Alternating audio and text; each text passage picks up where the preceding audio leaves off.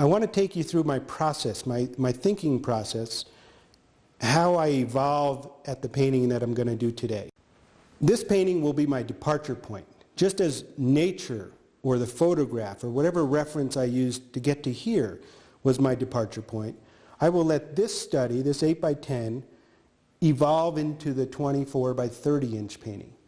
And it may be very different or very similar. I worked out my problems in this painting, but there's still problems in here that I would like to see become more solved in the bigger painting. And sometimes when you have room to explore within your larger version or alternate version of a painting, it keeps you enthused throughout the process. If you end up solving all your problems in the little one, you may feel that there's no need to go on and carry it into a larger statement. So I'd like to show you how I arrived at this point, and then we'll see where we go from here.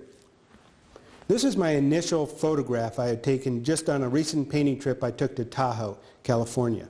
So in this photo we have a clean division of light and shadow. This nice shape against the light shape in the background.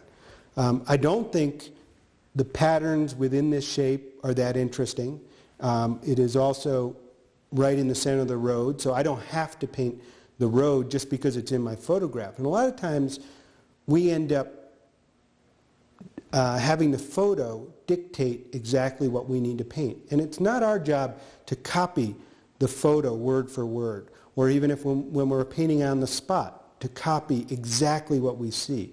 We are the artists, and it's our artistic license that gives us that license to edit.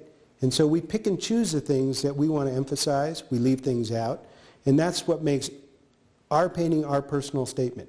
So once I got to this painting here, I used all the information from this and my knowledge of past experience of what light does to forms, thinking the volume of the mountain shapes, how the light would react to it, and making interesting patterns within the darks and within the lights.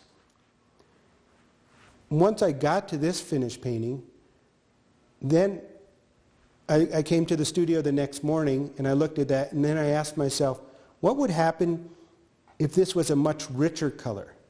So this study that I did a few years back, I've always kept because I enjoyed the color combinations that I got at the end of the day.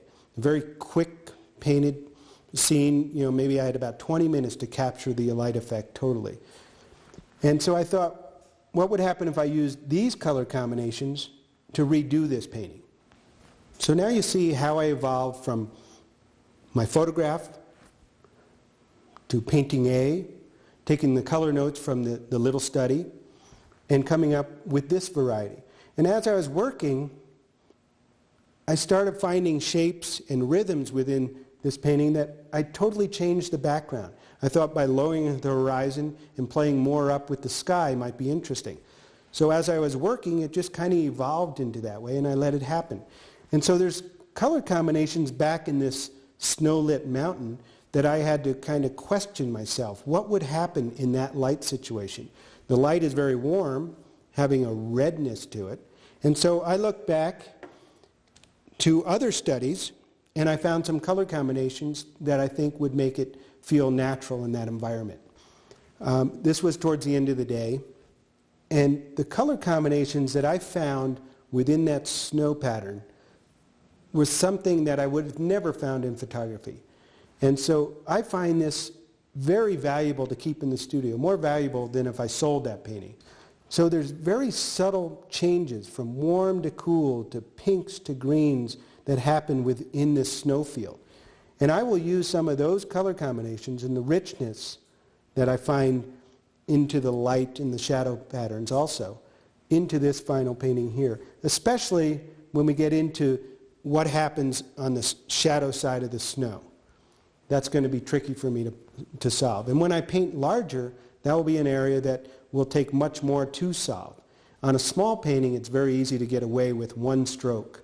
But when we're talking a much bigger area, we better have a lot more information to solve that problem.